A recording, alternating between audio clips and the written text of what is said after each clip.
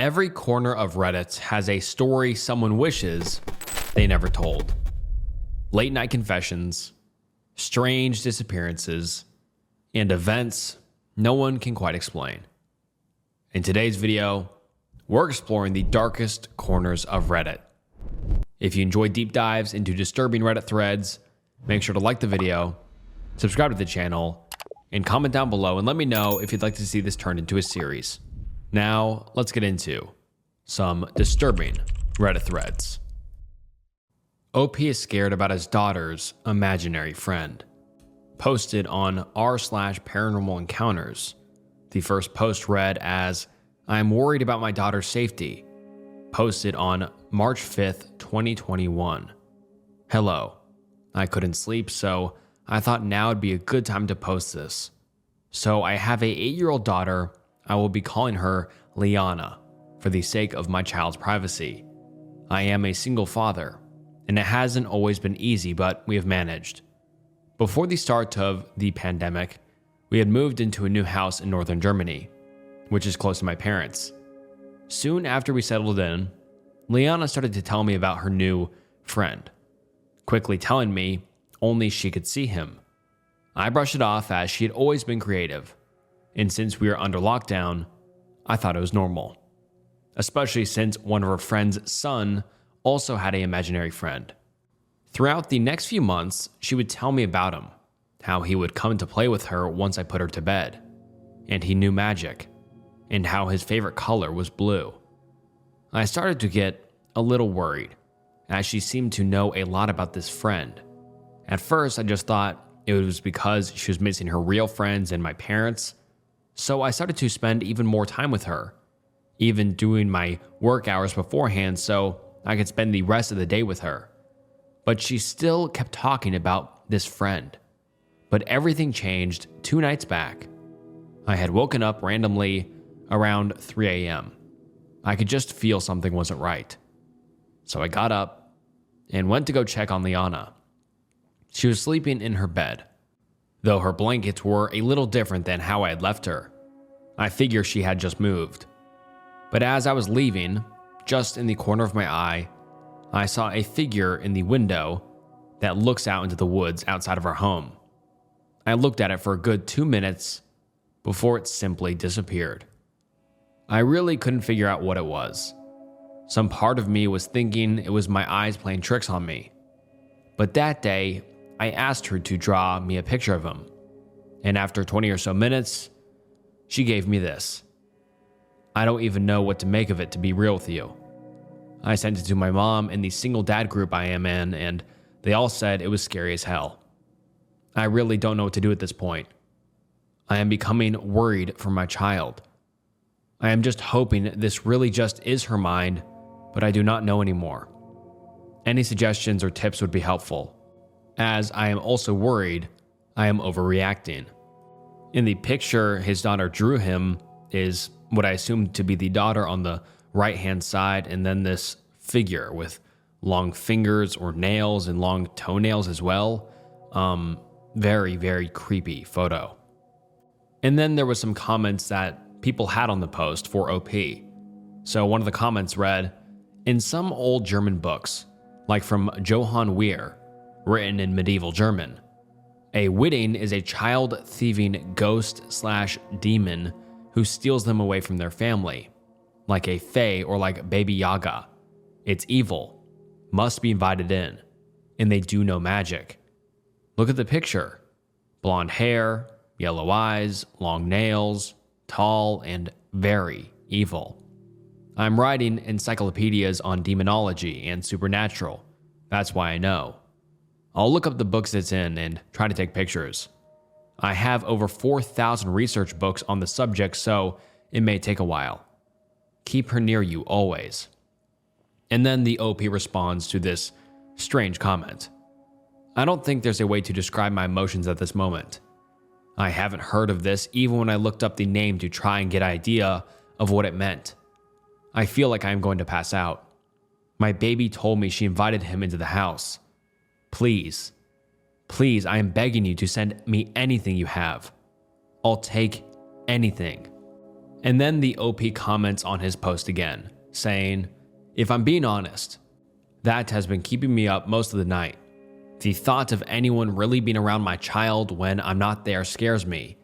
I am a very rational person, but after reading some of the comments, I'm definitely going to look into more paranormal aspects of this, especially how to make a very good point in this matter. There is still some part of me holding out on the overactive imagination, because that's something I know I can handle, even if that's just finding safe ways to get out of the house more. But I'm worried if it's not, what I'm even going to do. I don't have the finances to move or even stay in a hotel for a long amount of time. Should be up in an hour or so. And I do intend to have a conversation with her and try to piece some things together. I have seriously thought about getting a nanny cam, even before this, as she is a very active girl and has a few incidences where she needed some help after climbing onto something." And then the OP goes to another subreddit, r/mediums, and posts, "I'm worried about my daughter's safety." He posted that on March 5th, 2021. And the post reads as follows. "So, someone told me it might be a good idea to do this. My 8-year-old daughter has an imaginary friend, who is in the pictures above. He only comes to play with her at night, once I'd put her to bed. And he comes into her room according to her. I had a very serious conversation with her today, as I'm very worried as I fully believe I saw something outside of her window 2 nights ago. I just want some help for my daughter. She said his name is Wittig. I did a little digging, and it's an extremely old German name, which makes a little sense as we are from northern Germany, and we currently live here as well. But she's never been exposed to that name before, and I know no one in my family named that. All this started after we moved into our current home. If anyone could help me, I would deeply appreciate it. I have been told my child might be sensitive herself, but I don't know much on these things." And then someone replies to the post saying, "Child therapist here. This has red flags all over it. Get a bunch of flour and pour it all over the ground by her window. See if you can catch any footprints. Imaginary friends are more common for younger kids. By 8, she should be moving on to more age-appropriate peer play. I'm a believer in the afterworld, but we need to rule out physical causes too. I would highly recommend finding a trauma therapist specializing in play therapy to do an assessment. Meet with the therapist alone first to explain what is going on. I've worked on cases like this before and never found a physical cause. Determined and agreed it to be a spiritual form. Worked with a kiddo on expressing feelings about the figures/setting boundaries, how to cope if there is fear, etc. But not every therapist has an open mind." And then someone else comments on the thread saying, "What has she described their playtime being like?" And then the OP responds saying, "From what I can understand, it varies from playing with her toys to going outside and playing a game called Hidden. When I asked her what that was, she said it was a secret game, and that I can't play it or it wouldn't be a secret anymore." And then the original person who prompted the thread replied saying, "Okay, secret game does not feel like a good thing. This feels manipulative." And then the OP says, "I know. I am trying to get a bit more out of her after school. I don't think he think she in trouble." And then the person replies, "Yeah, tread lightly. I think you have the right mind frame and best interest for your daughter. You've got this." And then another response to the post. Someone says, "I would rule out the physical, then do quite a few things. Use the flour inside all the windows, or use baking powder. It can double as air freshener. Once you rule out a living person, in fact, whether or not you rule out a living person, secure that window. Spray the panes with salt water, the door sills and the window sills, all of them, without spraying the inside door entrances. Do not tell your daughter what you are doing or why. There is no point in frightening her or making her feel bad. Verbally refuse him permission to enter your home. Announce that no energy living or deceased is allowed in your home without your express knowledge and permission. Tell him the hidden game is not allowed. Ask for the help of archangels to remove him. They seldom act without being asked.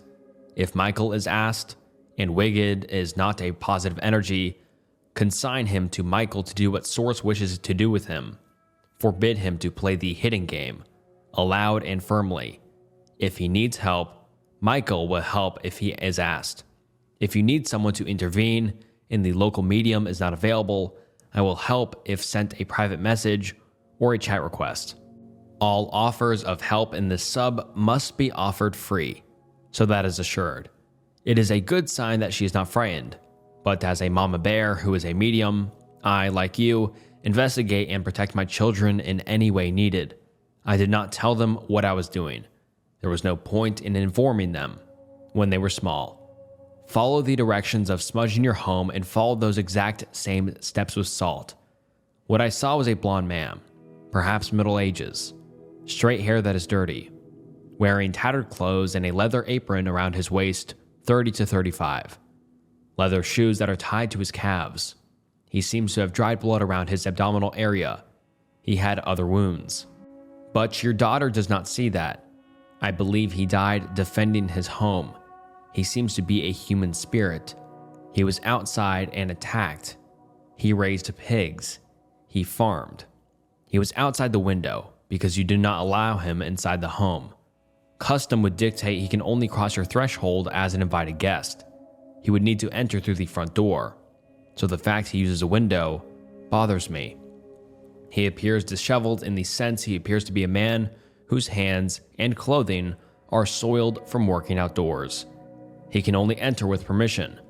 Deny him permission. It is a good idea to involve a medium there locally. It is even better not to warn Wittig or your daughter. If he has her best interests at heart, a medium will be able to sort that out. The hidden game concerns me. He knows better. Forbid him to play it.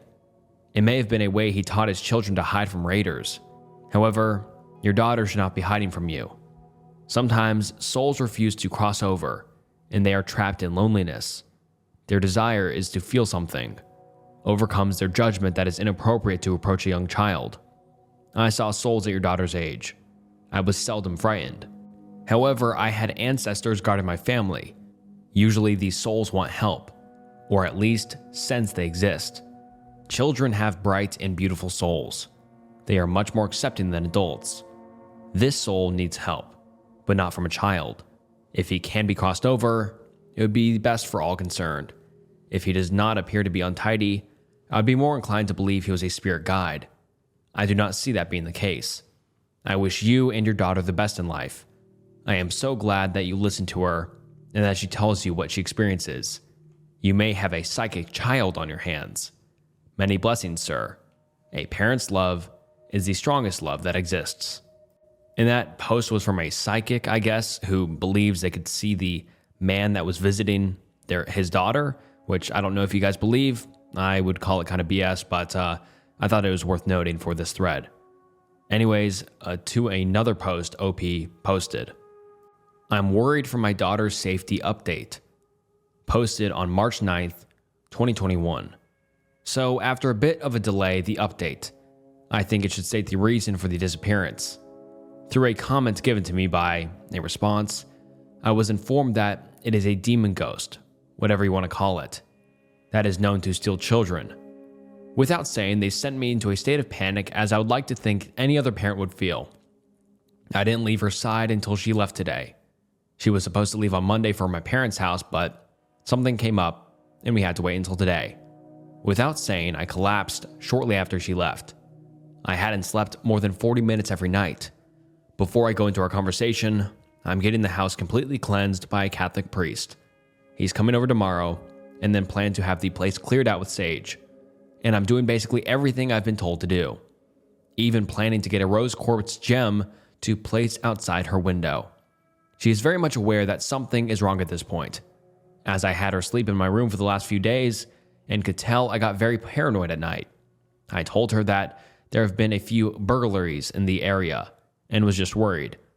I also plan to be getting a nanny cam for her room just as extra security, just in case it doesn't leave after all of this.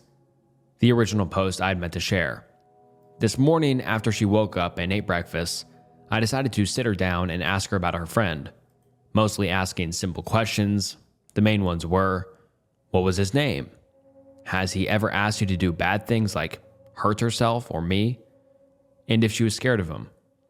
She told me he said to call him Wittig, which is a name I've genuinely never heard of in my life, and that he never told her to do anything bad or hurt herself or me. Like I said, I was informed that this is a demonic entity that steals children, and she's only ever been scared of him once. Of course, I asked why, and she proceeded to tell a story of when he started to come over to play. She said it's a few hours after I put her to bed, and she was having a hard time falling asleep, but she noticed something outside and had gotten up to investigate. Apparently, he slowly started to move to the window until he was right in front of it and just stared at her. Like he was, in her words, very sad and upset. So, of course, being the sweetheart child, she wrote a small note and pressed it to the window asking if he was okay. And apparently, he shook his head no. She somehow managed to open the window a little bit and then asked why. She was told it was because he was very scared of the dark and had no one to play with. So of course, she offered to play with him. He told her he would look like that, but before he could, she had to invite him inside, which she did. This is when I start getting scared. She said after she did, he smiled and pushed the window open and crawled in on all fours, which made her very scared, and she started to cry. But apparently he comforted her and then did a magic trick. I, of course, asked her what the trick was, and she said he made all of the lights turn on in their room to show her he wasn't scary. I started to ask her more and what other magic tricks he had done, and they ranged from making flowers appear to taking both of the outside. Apparently, he also likes to show her the stars and moons, which is why she added them in her drawing. I'm starting to believe the latter, that this isn't just an imaginary friend. The amount of detail she went into constantly referring to him being real, and just many other things. I am just glad she is out of the house until Thursday. I think it is very pissed off with me though. Starting a night ago, I woke up with huge scratches on my arms and horrific headaches which I've never had before, as well as having very strange issues while trying to translate this, having a bunch of random ones scattered throughout my writing. At this point, the pain doesn't really bother me. It's more of the fear of it trying to get to my daughter again. I don't know if I should tell her the creature's origins or if I should wait until she is much older to explain this to her. I will be trying to keep everyone updated, but tomorrow is going to be an extremely busy day, as I also plan to go to a crystal shop and just ask what crystals would be best to protect her. And we have never heard from the OP again. And wow, that is a terrifying story.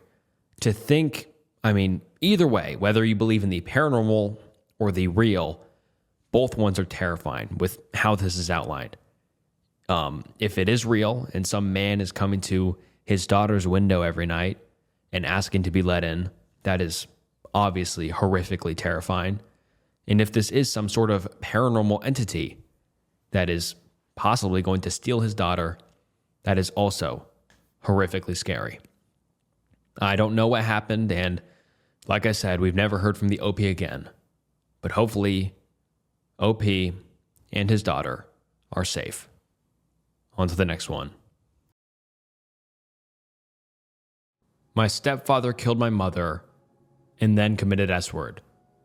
I don't know what to do. I don't really know what to say. The police just showed up in front of my door and told me my stepfather killed my mother. Thursday, July 23rd, 2020. I know this doesn't sound real. I have my boyfriend and my best friend here. I've known this for about 2.5 hours. It still doesn't seem real. I don't really know what I want to accomplish with this post, but I swear it is real. It's 3:51 a.m. in Berlin right now. We were trying to finish watching the movie that we started before the police rang at my door. I don't know what to do. Edit. The police just called me. My stepfather committed S-word. I wish I could destroy him. Right now, I just feel empty. And also, before I continue on with this story, I'm not saying S word to be disrespectful. I just have to say that in order for you guys to even see this video, go to the Patreon for uncensored videos and that sort of stuff. Yeah, I'm sorry about that. Not trying to be disrespectful, but just have to preface that before I finish on with this story. And anyways, the OP edited the post again, so edit 2. I don't even know why I'm posting here. I'm usually just a lurker. I guess I just want somebody to know. I feel like the whole world should know. My mother is the most amazing person, and she had always been my idol. I don't know how to feel. I'm in our apartment, and I feel like everything I see is her. My evening started so different. Everything started so different. I haven't slept yet. I don't know how I will, though sleeping is usually my talent. Mom wakes me up every afternoon if she feels like I'm sleeping too long, since I moved back in during the pandemic. Update: my stepfather killed my mother and then committed S-word. I don't know what to do. Posted Friday, July 24th, 2020. And this post was originally deleted by the OP, but recovered through the Wayback Machine. And the post read as follows. Hello. My last post got capped, so I made a throwaway account. It's been about 24 hours since the police stood in front of the door to my mom's in my apartment and told me that my mother is dead. I've cried so much today. I feel like it's been an ocean of tears. So much that I just feel empty now. I miss her. So fucking much. It still just feels like a bad dream. This can't really be real. Her death was on the news, and I saw a picture of a body in a blue body bag being rolled into the back of a wagon. That is my mother. In that bag. Oh my God. I'm going to run down what happened again. Maybe this will make it more real for myself? I don't know. My boyfriend and I were in the park playing Speedmitten on Wednesday evening when my mom called me and told me she'd be coming home. I asked her if everything was okay, and she said yes, not to worry about it, and my boyfriend was still welcome to come over if he liked. I told her okay. I would see her in a moment. We both went home and she wasn't there. I wasn't worried. My stepfather and my mom have been together for a while and they're very much in love, but they can fight a lot sometimes. They always make up very quickly. I tried calling her several times to know if she wanted dinner and sent her text messages, and texted and called my stepfather as well. They didn't answer. This wasn't so unusual either. I thought they just made up. I'm guessing by this time, he had already stabbed her. I feel sick writing the sentence. The police showed up at 3 a.m, informed me, stayed in the apartment while my boyfriend called my best friend, who rushed over with a taxi. Everything is kind of a blur from then on. I remember sitting down to write the Reddit post because I didn't know how to feel or what to do, and I guess I wanted to scream my pain into the internet void. At that point, my stepfather hadn't committed S-word yet. He had taken his car up into the countryside where my mother has a tiny little house at the lake, which is her pride and joy, with her garden. Both of them went up there every weekend together. He committed S-word there. The fucking bastard. I've never been so angry in my life. I loved him. He was a part of my family. We got along really well. Some part of me wishes I could strangle him or scratch his eyes out.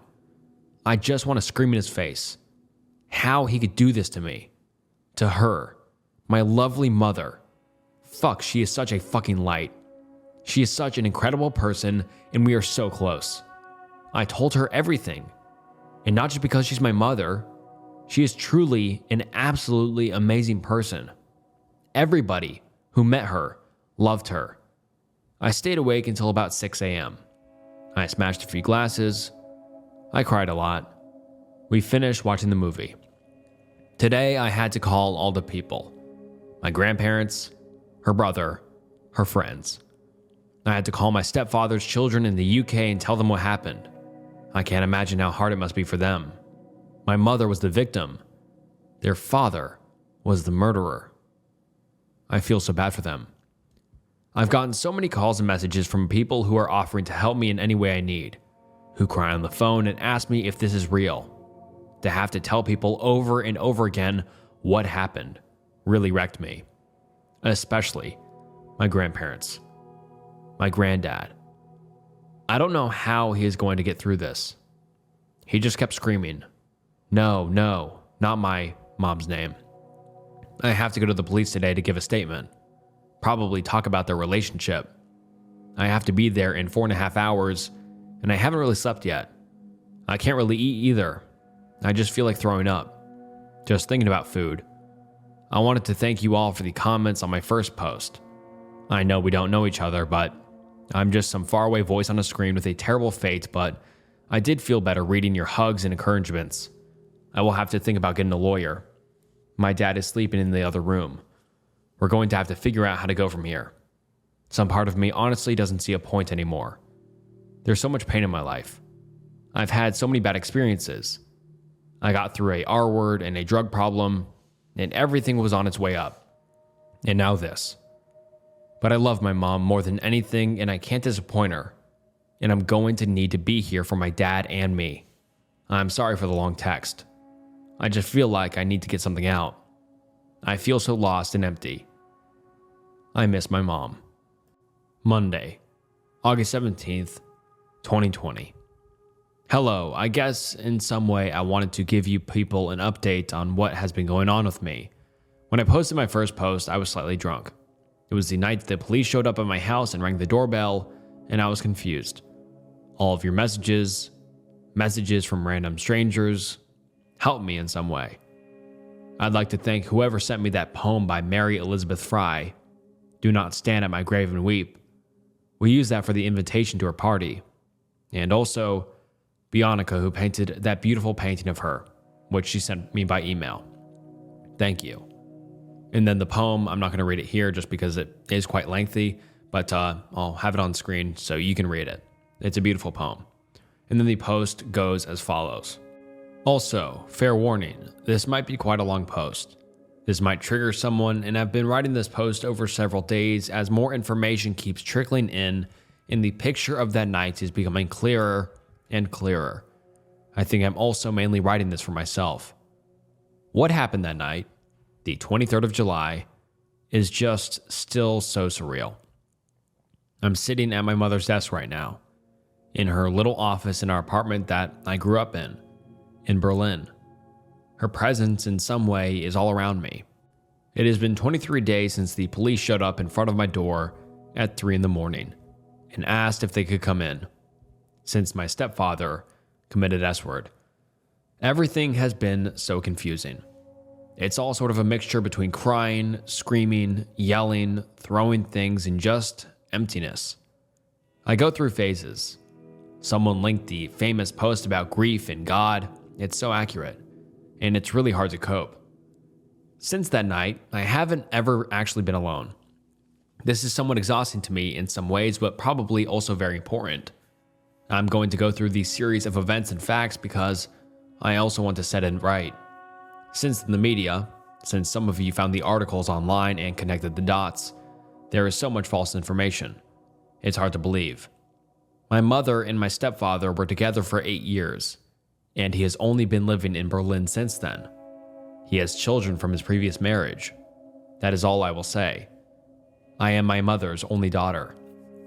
He did not call me and confess to what he did, as many report, but he called some vaguely mutual friend who he walks his dog with sometimes. This was sometime after 11 p.m. At this point, he was already up at the summer house. It takes about 1 hour and 45 minutes to get up there. This means my mother had been dead for about 2 hours. It says so in the police report as well. The summer house did not belong to my stepdad, but to my mom. She poured all of the little money she had and renovated it by hand. It does not in any way belong to him. The police showed up at my mom's and my apartment late at night. They didn't know the address of where he might have gone, and were also worried he might come and harm me since he had the keys to our apartment as well. I was watching a movie with a friend of mine. I posted on Reddit a few hours later. The news articles started coming out the next day, connecting my stepfather to a celebrity. I posted because I needed help. This celebrity and my stepfather are by no means friends. They are acquaintances, and there's no reason for him to be brought into any of this. That was Wednesday night/Thursday morning. On Friday, I was at the LKA, Criminal Police, and gave a 3-hour statement about them and their relationship. This next part is about my feelings and mainly about my mom. Feel free to skip it. Since then, my whole world has been turned upside down. My mother, the person I honestly loved most in the world, was just torn from me. It feels like I have this big bleeding hole inside of me. I'm not crying all the time. Sometimes I feel okay, but more like empty. My mother has been with me my whole life. The whole 21 years, and I'm not just saying this because she is dead. She is honestly the best mother you could wish for. She is goofy and caring, her laugh is infectious, and she has such integrity. She's the most animated person. When she tells a story, she will get up from the table and gesture all around. Her eyes are so shining. I think I might show some pictures of her because I want people to recognize her beauty. I want the whole world to know she is gone. Because this is an honest and devastating loss to the world. Believe me. She is so talented. She got her bachelor in art of history in America. She has worked odd jobs all her life. She's always been a hippie. When I was little, she started working at this English language summer camp in Thüringen in Germany, and she used to take me there for many weeks with her, on a hill, on a farm, in the middle of a giant forest. She's a magician in the kitchen. She can open the fridge door and magically make something out of the leftover ingredients that nobody would ever think tastes good. Noodles and carrots, anyone? She likes to make everything herself. She would let milk go bad and make her own ricotta. I have 1,000 jars of her homemade chutneys and jams. She baked her own bread years before the pandemic. She made her own vinegar, her own syrups and alcohol, and her hot sauces are legendary. I used to come home and open the fridge door, and I'd ask her which of the many bowls she had covered with little plates were edible, and which weren't ready yet. Since she's dead, I have found so many started experiments of things I don't even know what they are. I wish I could ask her. There are so many things I wish I had the time to ask her. And then the emotional part continues for a few more paragraphs, and I just wanted to read a little bit of the emotional part because I think it's, important to understand what OP is going through. I think this post and thread in general truly is something obviously disturbing and horrible, but it's insightful to what it's like to go through something like this. And I think it's important to, understand who the victim was. And it's just horrible, but anyways, back to OP's thread. It's important to preface that I knew their relationship, or to be more exact, I was the closest to both of them together.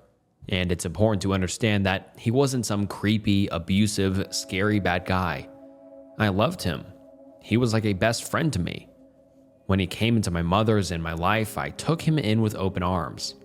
I've confided in him. I've told him secrets. We've had running jokes. We made bets with each other that I usually won, and he had to pay up. He was my family. This makes me feel just as conned. I feel cheated. I feel like I've been blind. I've had bad fights with them as well, and I knew about their fights, but I didn't see this coming. Not even a little bit. I would never put my mother in harm's way. I guess this is why she must have kept things hidden from me. The murder happened in his apartment. They had separate apartments. And afterwards, he drove his car up to my mother's country house that they both spent every weekend at, hunting mushrooms, planting and building things, going swimming in the lake that's right in front of the door. This was their refuge, and I'm assuming this is the reason he went there. Since the day this has happened, I've always assumed he blew up about something, lost control, and he killed my mother while he wasn't clear-headed. This is what made sense to me. Then he committed S-word because he killed my mother, because he didn't know how to continue. But the more time goes by and the more facts we uncover, we being my mother's friends and I, not the police, the more it seems it was the opposite. That he killed my mother because he wanted to commit S-word, and that he was covering something up. Since the night the police showed up, they've been asking me if I could know where their laptops are. They both had a laptop, and both are missing. They found the empty cases, but they're gone. This sparked suspicion in us. His phone is gone as well. My mother's is not. The police gave it to me. Then there are the other facts. Despite what is said in the media, she didn't have multiple stab wounds in her chest. There was only one very precise and very small wound that caused her death. He only let someone know what he did after he was up at the house. When he arrived at the cabin, he apparently parked normally, even greeted one of the neighbors. The pieces are falling into place. That this was cold-blooded. I don't really know why I'm writing all this down in a Word document and why I'm going to post it on Reddit, but I need to share. I feel so much hatred and so much anger. I feel it boiling underneath my skin and it keeps threatening to come out. I've smashed so much stuff. I've gotten so angry. Sometimes I snap and I scream at people, and other times I just cry and beat my pillows. And sometimes I'm very calm. I can still feel joy. And my mother had this amazing circle of friends that I've known my whole life and who are supporting me. I saw her body in the coffin, and I will never be able to get that image out of my head. She was so tiny. It breaks my heart. I've also slept 2 nights at the cabin, and in the dark, every shadow looks like my stepfather. I've become scared and started locking my doors at night. Murder used to seem something so far off. Something that happened to other people, in a different world, separate from mine. But now it's not. And I won't let him spoil her place, her house. I won't let him take that away from her and from me. I refuse. I just miss her. I miss everything about her. It hasn't been that long yet, and all I want is for her to hug me and say my name and say she loves me and that she thinks I'm an amazing young woman. I want her to cuddle with me in bed, which she did for so many years until I felt myself too old. I want to sit at the kitchen table in the morning with her and have her ask me what I dreamt about last night and have both of us talk about our dreams. For her to talk with me about my story ideas and my poetry, and to talk with her about the book that she was writing and will never finish. It just hurts so much. I don't know how to ever get past this.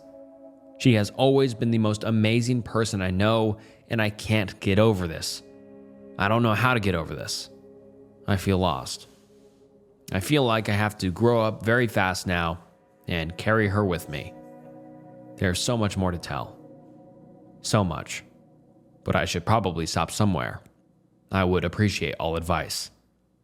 Thank you for reading. And then OP shares some photos of her and her mother. Very, very sad.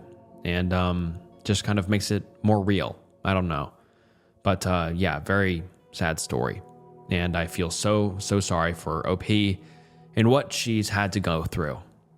And then she makes another post. 3 years later. She said, "Hey everyone. Imagine my surprise scrolling through Reddit on my living room couch this fine afternoon when I see a little picture of my mom and me in my feed. Was not expecting that at all. And then to look further down and see all of these wonderful and heartfelt comments underneath. I could not believe it, and I actually started crying again. This is the reason I reached back out into the void, as I called it, at my darkest time, and Reddit reached back and gave me something to hold on to. When you lose your faith in humanity in that way, I needed the love that came from so many strangers all over and the support. Yesterday was actually my birthday.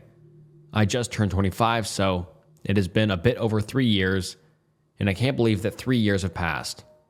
I can't stand to believe that much time has passed without her. Thinking about it makes it hurt more. I miss her so much. Thank you to everyone for worrying about me and wishing me well. I'll give a quick update, and one of these days maybe sit down and write something more out. I've been in therapy for almost 2 years now, and I have a wonderful therapist that helps me greatly. It took me a while to find her, and there was a lot of trial and error with former therapists, but she's amazing, and I'm so happy I have her. She actually says that I have improved greatly in a number of things. I'm a mess. Though my mother's murder is something that I've buried very deep down below in the darkness of my psyche, and we haven't quite reached it yet. My therapist says it's more important not to force everything out at once, but to go step by step. She says that I'm protecting myself by keeping it numb. I think I agree. I do feel a particular kind of numbness ever since that happened. A few times during a session, we cracked through that wall, and what spilled out was, well, horrifying pain. So I'm fixing everything else that needs fixing, slowly and steadily, and it's going very well. I feel like I owe this to my mother, since I seem to have a tendency to get myself into toxic relationships as well, and I'm not ready to go down that path any longer. Hence myself taking a break from relationships. I think a comment mentioned that I said that in my podcast. Shortly after my mother's murder, I got 2 cats. Since my mom and I had cats growing up and she loved them so. One of them looks exactly like the reincarnation of our cat Nos, which I know she'd love. I still live at home and I live in her room now, with all of the hundreds of books she collected and my own collection of novels I've added. My father and I held on to each other tightly throughout these last few years. I honestly don't know what I'd do without him. He's my rock. My father threw himself into working on the cabin. I think he loves being out in nature, but I think he also loves feeling like he can do something for my mom. Every time he drives up, he brings flowers, and we have a little picture of her leaning against a tree with a candle in front of it, and he puts them there. I also know my mom would be positively thrilled with seeing everything we've done.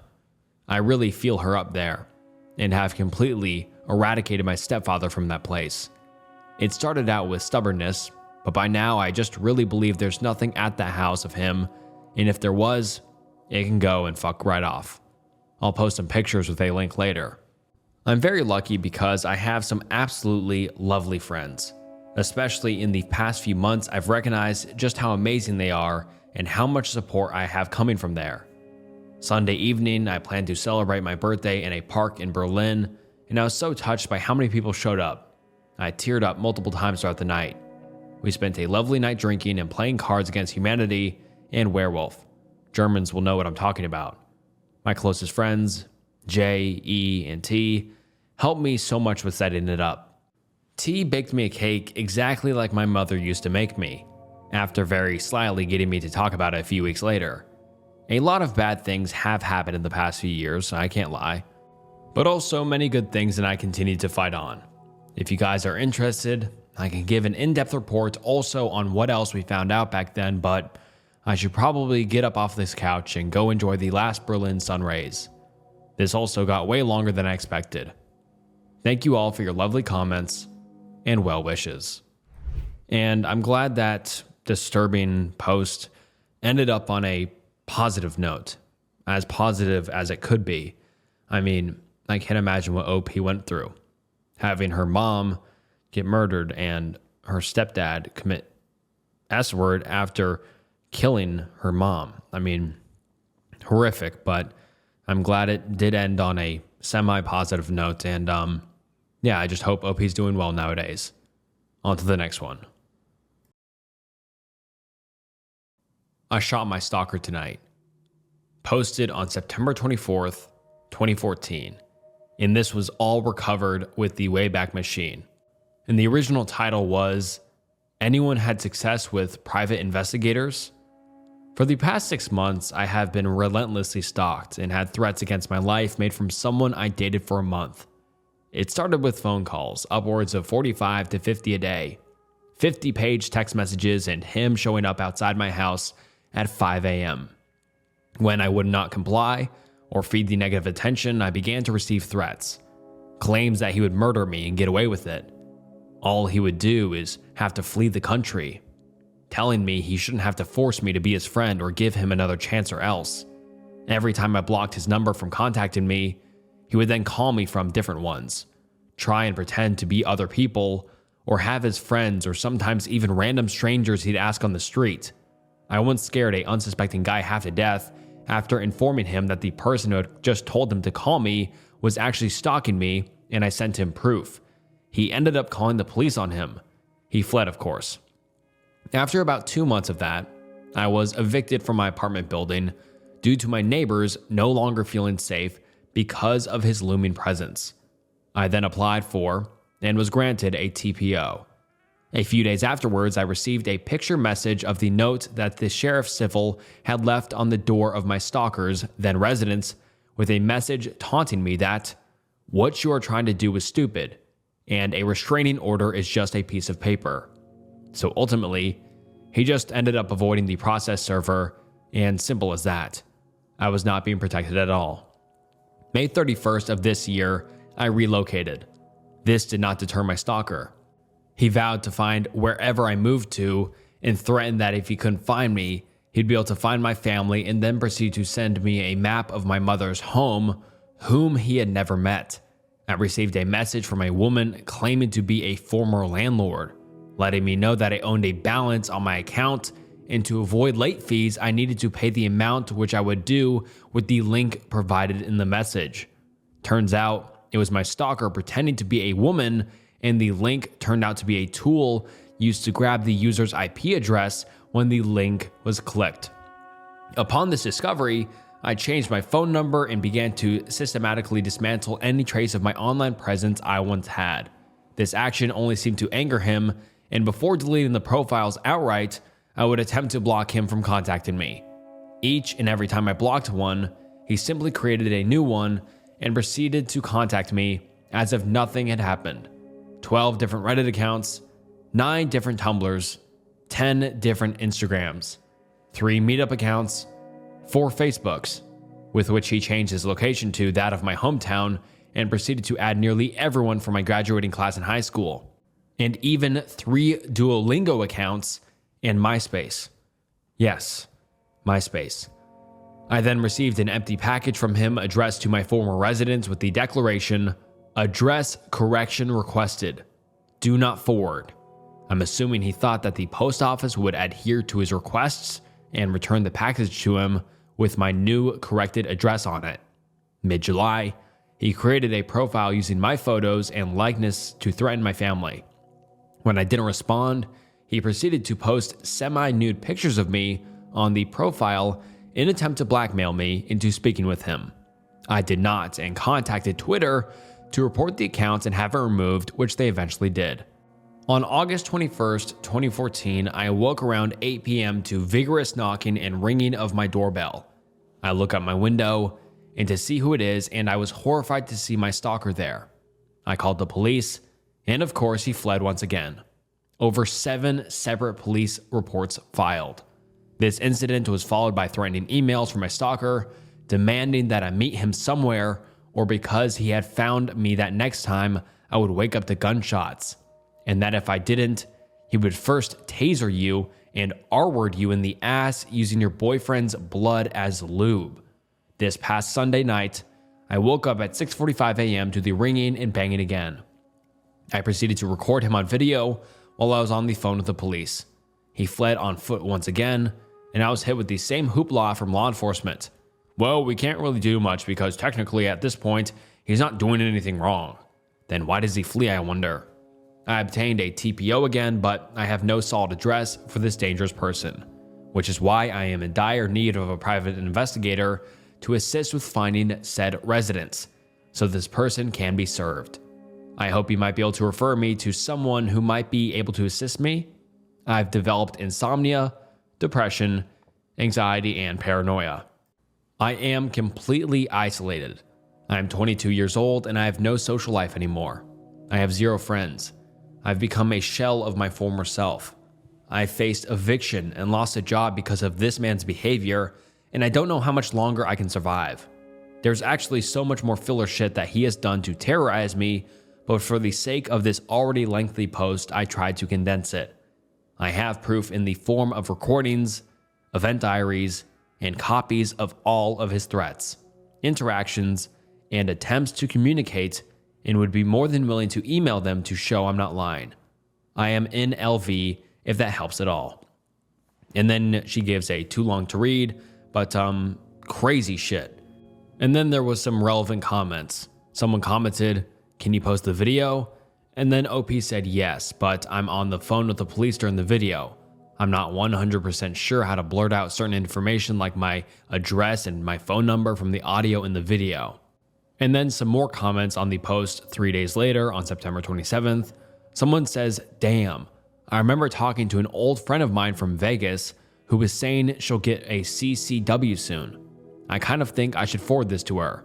soon just doesn't seem soon enough. And then OP says, "Do it.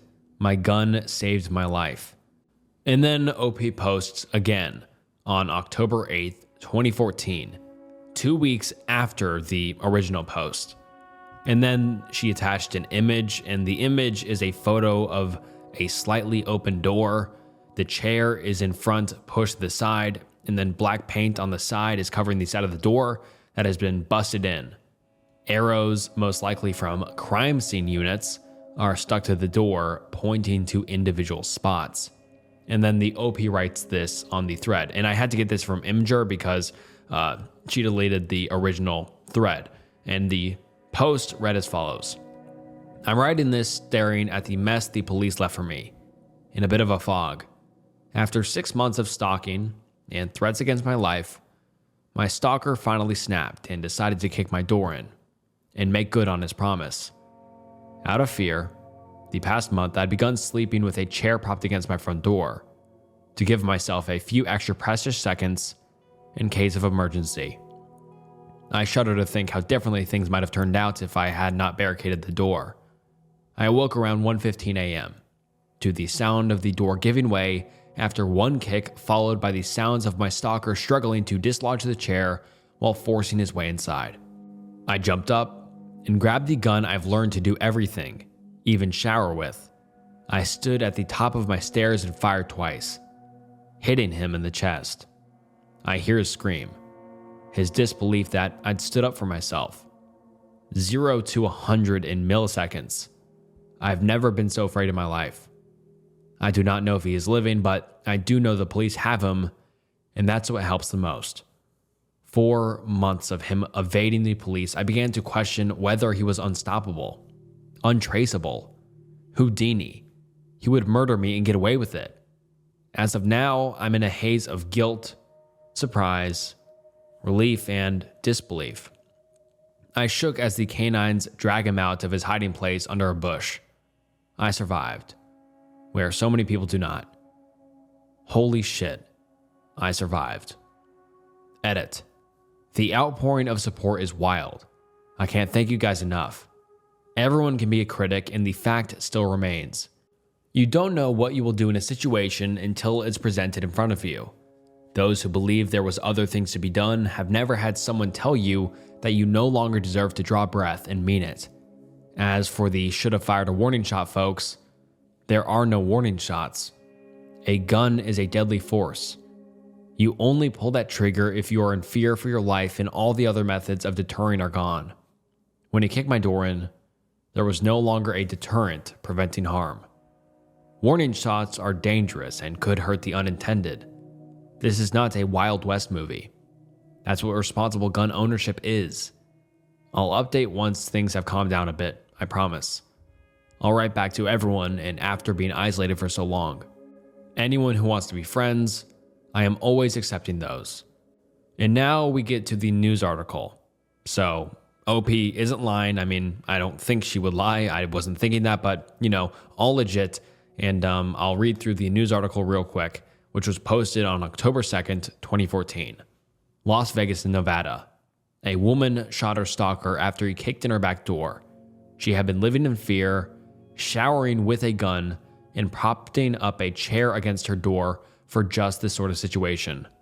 Her post to Reddit made the story go viral. She writes, "I'm writing this staring at the mess the police left for me, in a bit of a fog." And then it continues to what we read just earlier. Police say former boyfriend Douglas Eugene Jackson, who is 22, kicked in her door at around 1 a.m. last Friday. I awoke around 1:15 a.m. to the sound of the door giving way after one kick, followed by the sounds of my stalker struggling, and you know the rest of the story. We just went over this. KVVU TV reports that Jackson left the scene and tried to hide in some bushes. Police dogs quickly found the stalker. He was treated for his injuries at University Medical Center of Southern Nevada. Jackson now faces charges of home invasion and aggravated stalking. For months of him evading the police, I began to question whether he was unstoppable, untraceable, and you know the rest. The victim does not wish to be identified, has saved many threatening texts and social media posts from her stalker. She says he forced her to move, obtain a restraining order, and acquire a license to carry a concealed weapon. The victim followed up with a note. The outpouring of support is wild. I can't thank you guys enough. Everyone can be a critic, and the fact still remains. You don't know what you will do in a situation until it's presented in front of you. Those who believe there was other things to be done have never had someone tell you that you no longer deserve to draw breath and mean it. And then it continues to what we just read. And then the Daily Mail has an article on the case, along with the text evidence submitted by the OP. And I'm going to read through some of the text real quick, which are just crazy. So the OP says, "Leave me alone. That's all." And then the stalker says, "I love you. I'm at my friend's apartments now. It's right down the street by yours. I'd like to see you.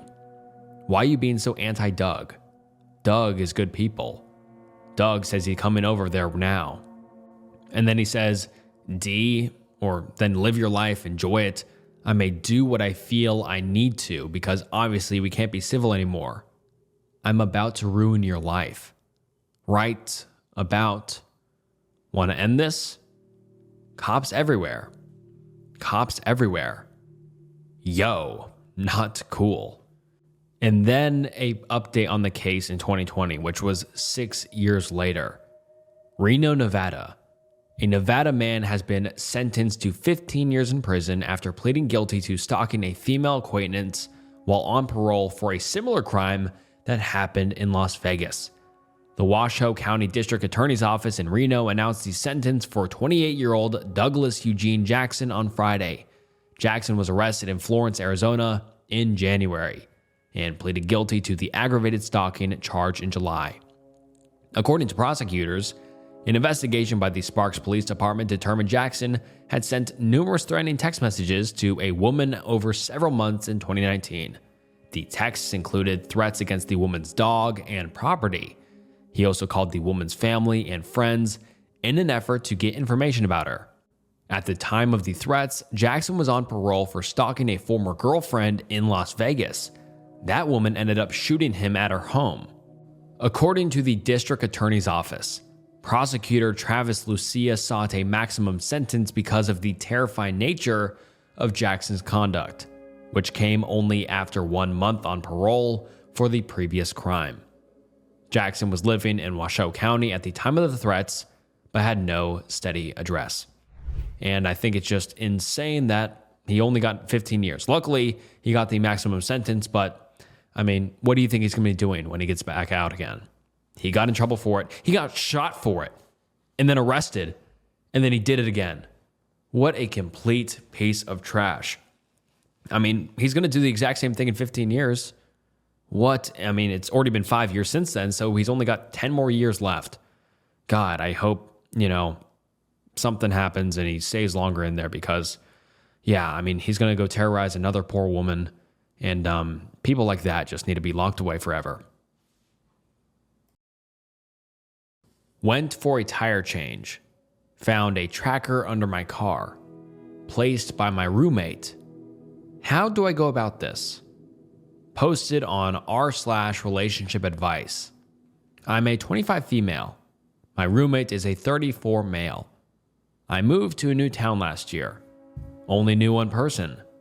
Stayed with her for a bit until I found a house to rent, but I needed a roommate. She introduced me to a guy she worked with who also needed a roommate because he just got a divorce. I met him first. Didn't get weird vibes. Seemed nice enough.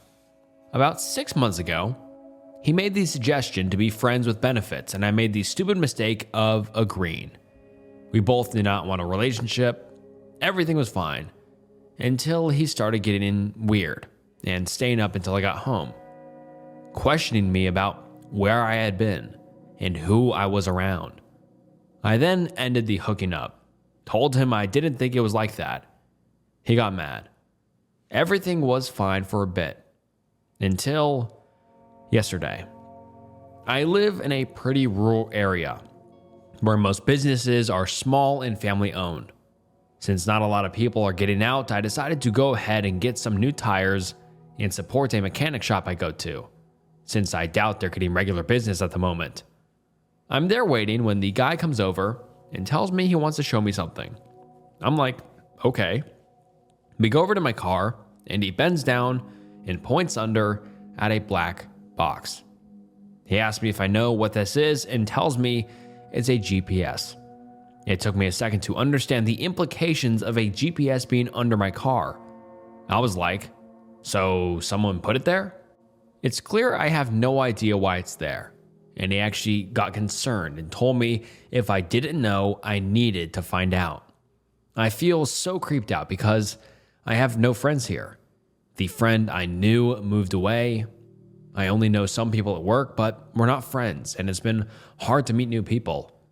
There's no other way a GPS would be on my car unless my roommate put it there. Now I'm freaked out in a way I've never been before, and I can't move out. I'm scared to ask him about it. I have no one to stay with. No family here. What do I do? Do I just ask him about it outright? I left the GPS there because I don't want him to know I know at the moment. What do I do? And then some comments under this post read as follows. That is really creepy. Start planning your exit. Document everything. Someone else said, I would be concerned there are cameras in your bedroom and bathroom. Honestly, I would not feel safe to return home. I would immediately call the police and file a report. There are devices you get from a spy store that can scan for the frequency of hidden cameras, but I would not even waste my time with that. My peace of mind would be worth a terminated lease and a breach in contract, which a police report would help you in civil court should you have to go. Run.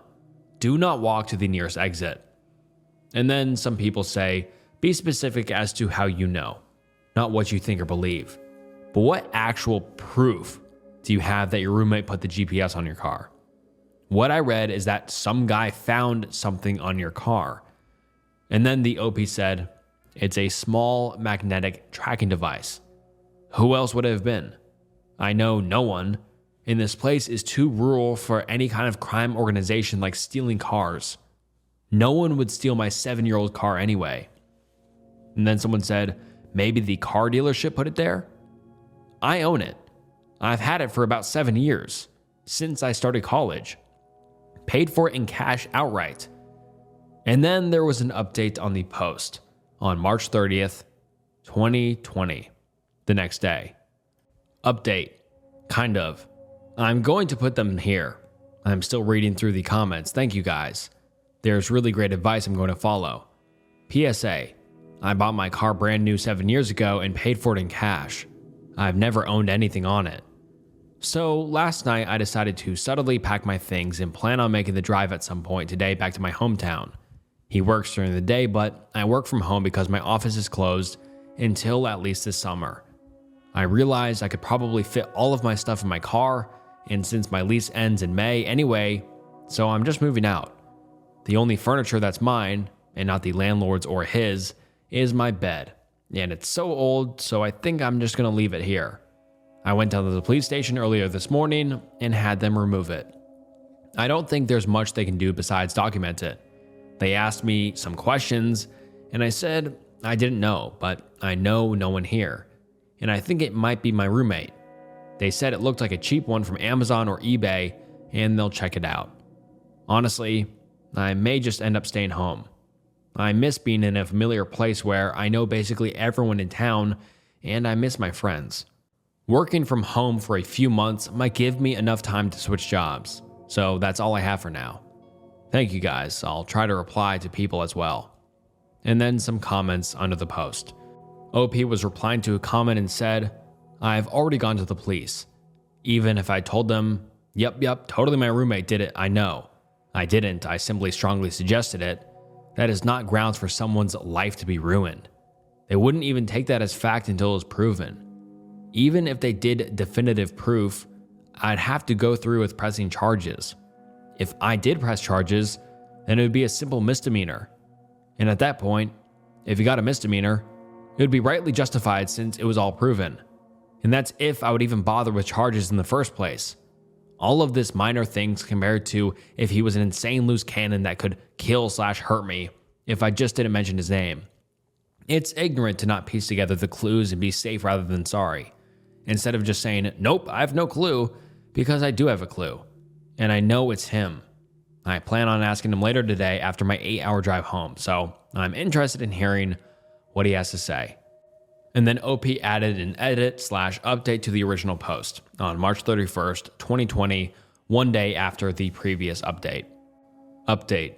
Since I think it'll be lost in the comments, if anyone is curious, already mentioned I went to the police/home. All settled in now. Ended up asking him about it via phone. He admitted to it. Got freaked out when I said I gave it to the police. Said he was concerned for my safety when I would go places by myself after work. Yeah, okay. We got into a scuffle about it. He finally snapped and said that he knew I was seeing someone when I was hooking up with him. I wasn't, so yeah. My first experience with crazy, and hopefully my last. Parasite Man from r/confession. And a quick warning, this one is actually disturbing, disgusting, and if you get grossed out by stuff like food-related stuff and people tampering with your food and drink, then yeah, just a quick warning, and let's get into this. My obsession hurts others around me. It's also my preference, but it goes far deeper than that. I'll try to explain the obsession the best I can by explaining how it started. Basically, when I was young, I caught pinworms. It was a strange feeling, and the itch was painful. My parents took me to the doctor, and I got medication to cure it. This event is what sparked my obsession. The thought that my body could be their whole world, their lifeline, almost a planet of sorts. It was so interesting.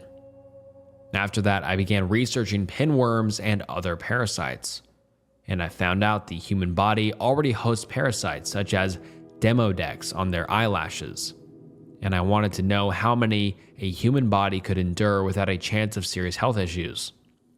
This curiosity has plagued my mind for years. I'm now 25, but I am very well versed in parasites, as have been studying them for over 10 years. I also purposely infect myself with non-lethal parasites because it's part of a preference of mine. Some have worked better than others. Quite a few have given me serious diarrhea and fevers, while others have been much more bearable. I currently have pinworms and tapeworms, various non-pathogenic Pratzoa, and hair down there lice. I am incredibly masochistic, so although it's uncomfortable, I do feel pleasure from it. All these parasites mean I need to eat a lot more than the average person, and I still look thin. And to be quite honest, it means I can enjoy so much more food than most people. I also keep multiple cultures of bed bugs and leeches in containers and allow them to feed on my blood sometimes. Although those kinds are not really my passion as they do not live primarily on the human body, but I think they're interesting nonetheless, and I find them pretty cute. Now it's time for my confession. My obsession and fetish isn't just about infecting myself anymore. I also have the desire to infect others, and I have acted on those desires. Sometimes my parasites just pioneer to new lands on their own. My family have caught pinworms multiple times without my intention, and other times I purposely spread them. I have infected strangers, friends, and even my own family. I know it's bad, but I just can't stop. I think I have parasites in my brain that make me feel like I need to spread them. I know how crazy that sounds, but if you knew the feeling, you would understand. Maybe it's just a mental illness, or maybe its origin is parasitic in nature. I really don't know. All I know is it feels good when I do these things. I feel an intense need to spread my children, and when I do, I feel pleasure. I must have spent thousands on my children over the years. I sometimes sprinkle tapeworm eggs into people's drinks when I'm out at clubs. I also caught hair down their lice from relations with a random woman I met at the same club, And in return, I'm pretty sure I gave her pinworms, so it was a trade. The woman wasn't even attractive. I just wanted to gift her some pinworms. And instead, I basically won the jackpot by sleeping with her. I then spread my hair down their lice to at least 4 other women. Sometimes I also sprinkle worm eggs onto food in buffets whenever I visit them. Holy shit. Like, hold up, before I finish this story, that's insane. That has made me never want to eat at a buffet ever again or go to a club ever again. That is horrific. This psychopath legitimately is spreading worm eggs onto food in buffets. That is the most disturbing thing I have ever read. Oh my God. And I guess we will finish what we have started reading. And the post finishes up by saying, "Yes, I understand you would think it's gross and messed up. I am basically betraying my species for my children. It's hard. I do enjoy people and I have wonderful friends and family, but I also love my parasites and my preference is just too hard to control. I don't want to hurt anyone when I do these things, but a force beyond my understanding is driving me to do it. I think I could possibly have a parasite in my brain that has not yet been discovered. I'm sorry to all the people I've caused discomfort to, but it's for a cause beyond human understanding. Although this can all be justified, I still feel guilt. I don't want to hurt anyone. I hope the people I spread my gifts to can find it in their hearts to be a little more open-minded and not kill my children, but learn to live with them like I have instead. I'm aware how strange and disgusting others will find me if they knew.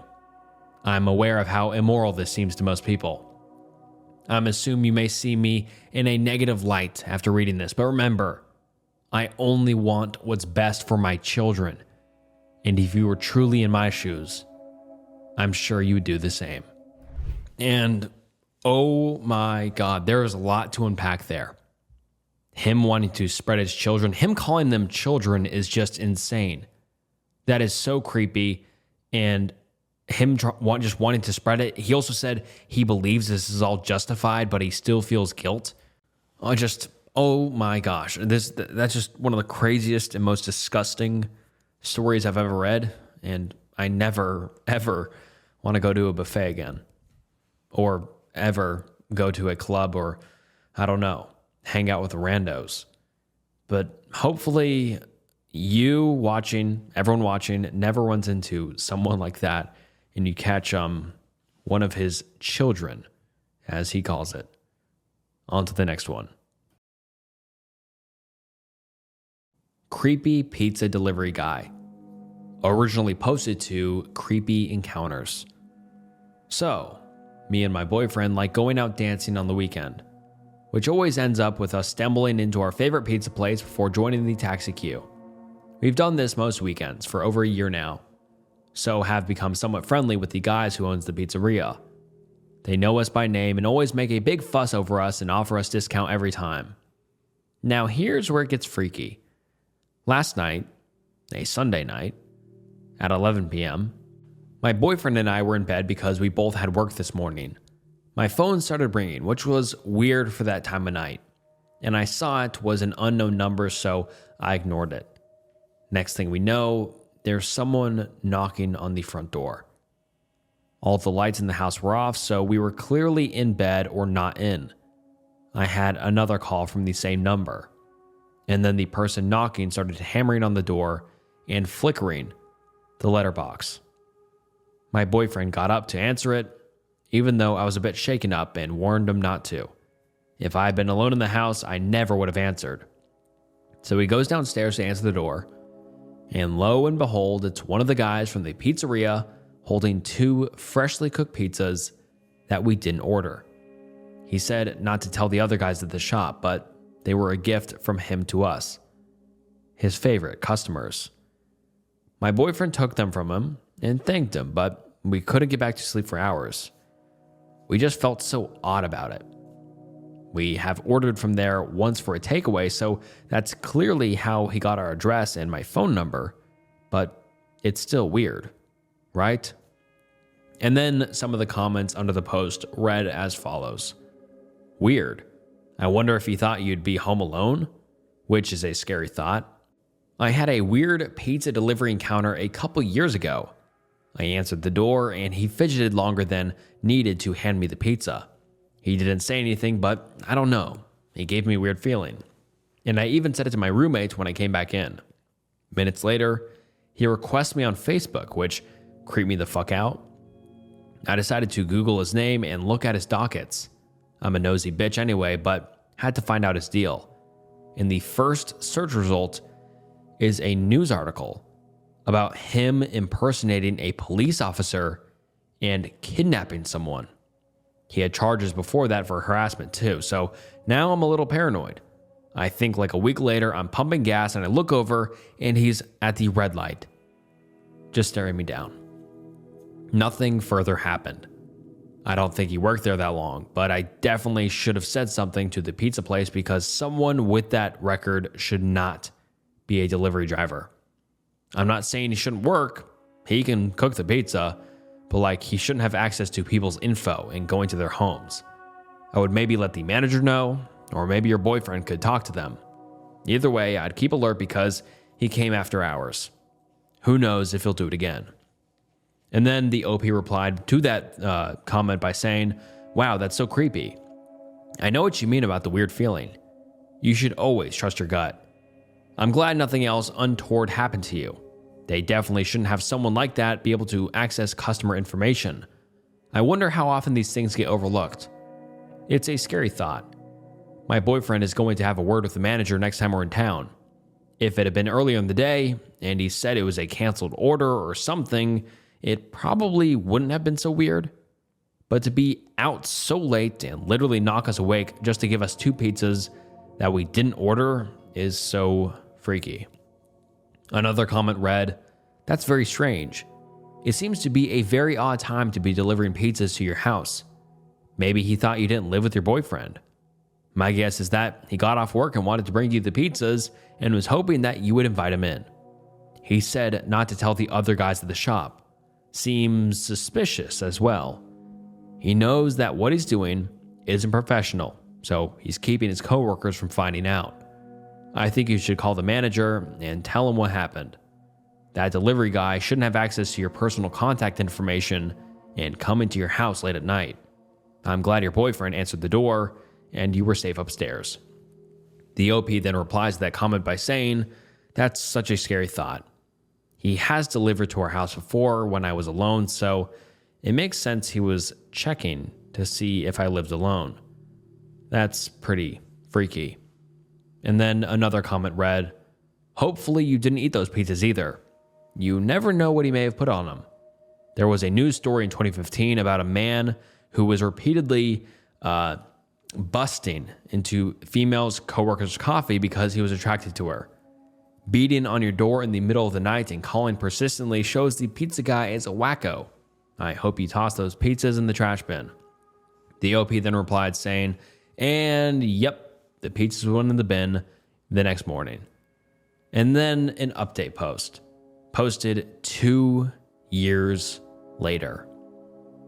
The OP said, I wrote a post a while back about a creepy delivery guy who turned up at my house late at night with pizzas for me that I didn't order. You can read it here. So I thought I'd provide an update for everyone who wanted one. After the night, the guy, I'll call him Bill for now, turned up at our house. Me and my partner went out for drinks a couple weeks later and ended up in the pizza shop. We noticed immediately that Bill was not there, and I assumed that he was out on a delivery instead. Before we left though, the manager came out of the back and said hello, and then apologized profusely about Bill's behavior, and told us that he was fired. He was very thankful that we weren't boycotting the place, and I assured him that we wouldn't because it really was the best pizza around. I'm not sure how the manager found out about Bill bringing the pizzas to our house, but I informed the manager about everything else that happened that night. How late it was, Bill calling my phone, etc. And manager was furious, to say the least. He assured us that he wouldn't be letting him work there again, and my partner and I went on our way and went home. A few months later, we moved houses, unrelated to Bill, and never heard from him again. Until he showed up one night at our new house. He was delivering food for Uber Eats. I didn't want to take it further because we hadn't heard or seen him in months, so we just left it alone and went about our life. But then, about a month ago, I was going through my message requests on Facebook, and I saw that someone called Bill had been messaging me, or trying to, for months. I went into the messages and clicked his profile, and lo and behold, it was Creepy Bill. I blocked him immediately, and that was when I decided I'd report him on Uber Eats. So I filed a complaint about him, and I haven't heard anything since. But yeah, I've got no idea how he found me on Facebook or how he knew my surname, but he did, and tried to message me for months. So there's the update. Creepy stuff. And all right, guys, that wraps up some disturbing Reddit threads. And to be honest, this was one of my most favorite videos I've made in a long, long time. Would you like to see this turned into a series? And if so, please like the video, subscribe to the channel, subscribe to the Patreon. You get this early and uncensored and extra content, hours and hours of extra content. So thank you so much for watching to the end of the video. And hopefully you enjoyed the longer videos as well. This one was like an hour 20. Would you like to see longer videos than this, or shorter, or somewhere in between? Let me know down in the comments. I read every single comment. You guys are the best. Thank you so much for watching. And yeah, comment down below and let me know if you'd like to see this turned into a series, because I would love for this to be turned into a series. Thank you so much for watching. This was Snook, and I'll see you next time. Bye.